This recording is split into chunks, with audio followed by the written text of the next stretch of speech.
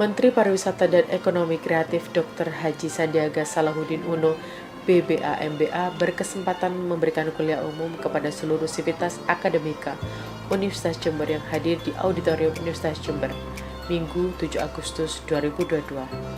Dalam acara kuliah umum yang diselenggarakan secara luring tersebut, Sandiaga Uno menyampaikan materi dengan tema Digitalisasi Potensi Pariwisata dan Ekonomi Kreatif. Acara kuliah umum dibuka oleh Rektor Universitas Jember, Dr. Iwan Taruna. Dalam sambutan pembukaannya, Iwan Taruna mengungkapkan bahwa Universitas Jember sadar betul atas potensi generasi milenial, khususnya mahasiswa Universitas Jember yang sangat menguasai dunia digital.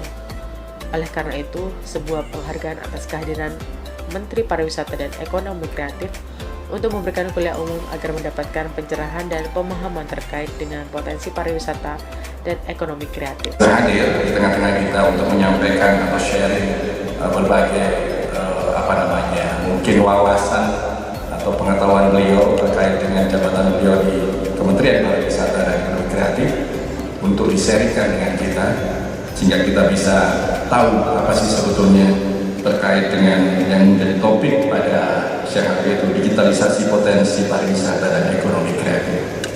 Jadi pada dasarnya Universitas Jember ini berusaha dan sudah sadar betul bahwa apa yang menjadi layanan kita harus kompatibel dengan millennials. Kalau kita bicara millennials, itu tidak bisa lepas dari yang namanya dunia digital. Digitalisasi itu sudah menjadi bagian dari kita. Maka kita terus berusaha di Universitas Jember ini bagaimana layanan kita itu ya berbasis dengan apa yang menjadi millennials preference, gitu ya. Jadi preferensi dari millennials itu seperti apa?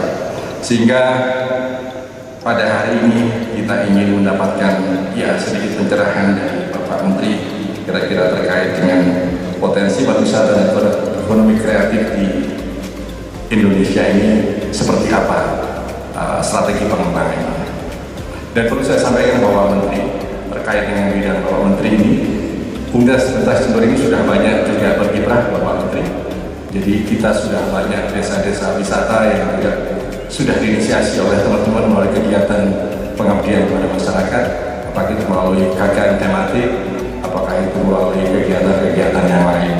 Dan itu sudah menjadi komitmen kita bahwa kita melalui salah satu kegiatan, apakah itu di riset maupun di pengabdian pada masyarakat, kita ingin berkontribusi untuk kepentingan masyarakat. Dalam paparan kuliah umum, Sandiaga Uno menjelaskan bahwa sektor ekonomi kreatif telah berkontribusi 1.300 triliun atau 7,5% dari PDB, dan Indonesia saat ini berada di posisi 5 besar dunia. Hanya kalah dengan Amerika Serikat dan Hollywood dan Korea Selatan dengan K-pop dan drakor. Potensi ekonomi digital di Indonesia juga sangat besar karena ada 2010 juta pengguna aktif internet, 191 juta pengguna aktif media sosial, dan ada 77% angka penetrasi internet. Apalagi di Indonesia ditompang oleh 75 juta jiwa adalah millennials dan 70 juta jiwa generasi Z yang melek dengan dunia digital.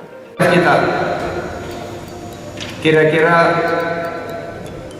akhir-akhir ini mulai menggeliat dan telah berkontribusi sebesar 1.300 triliun rupiah atau 7,5% dari PDB kita, dan kita sekarang sudah ada di posisi 3 besar dunia. Hanya kalah dari Amerika dengan Hollywood, Korea dengan K-pop dan drakor, tapi saya yakin jika kalian semua kurangi konsumsi nonton film Hollywood dan nonton film drakor, ayo semua pada nonton sinetron Korea. Siapa yang nonton ayo ngaku. Dan kurangi sedikit nonton K-pop, banyakin nonton dangdut koplo, banyakin nonton Pengabdi Setan nomor 2, KKN di Desa Penari, ngeri-ngeri sedap. Insya Allah kita bisa melampaui Korea dalam ukuran 5-10 tahun ke depan. Setuju? Sandiaga Uno juga menambahkan pemerintah mengubah pola pengembangan ekonomi melalui gerakan nasional Bangga Buatan Indonesia karena ada 3,7 juta UMKM bertransformasi ke platform digital. Bahkan Presiden Jokowi menargetkan pada akhir tahun 2030 mencapai 30 juta UMKM. Potensi UMKM di Indonesia sangat luar biasa. Saat ini Indonesia berada di posisi kelima startup di dunia. Indonesia memiliki 13 startup unicorn dan 2 startup decacorn. Startup unicorn diantaranya Traveloka, JDID, Bukalapak, Blibli, Tiket.com, Kopi Kenangan, dan sebagainya. Sedangkan 2 startup decacorn adalah GoTo, Gojek, dan Tokopedia, dan JNT Express. Untuk meningkatkan pariwisata dan ekonomi kreatif, pemerintah telah mengidentifikasi 3 subsektor pariwisata dan 17 subsektor ekonomi kreatif. Di akhir penyampaian kuliah umum, Sandiaga yang menegaskan bahwa mahasiswa Universitas Jember adalah masa depan dan agen perubahan. You are the future and you are the change untuk menuju Indonesia emas. Turut hadir dalam acara kuliah umum selain seluruh jajaran wakil rektor dan pimpinan fakultas, juga hadir M. Nur Purnomo Sidi, anggota DPR RI Komisi 10, yang juga alumni Fakultas Ilmu Sosial dan Ilmu Politik Universitas Jember, di samping juga pimpinan pemerintah Kabupaten.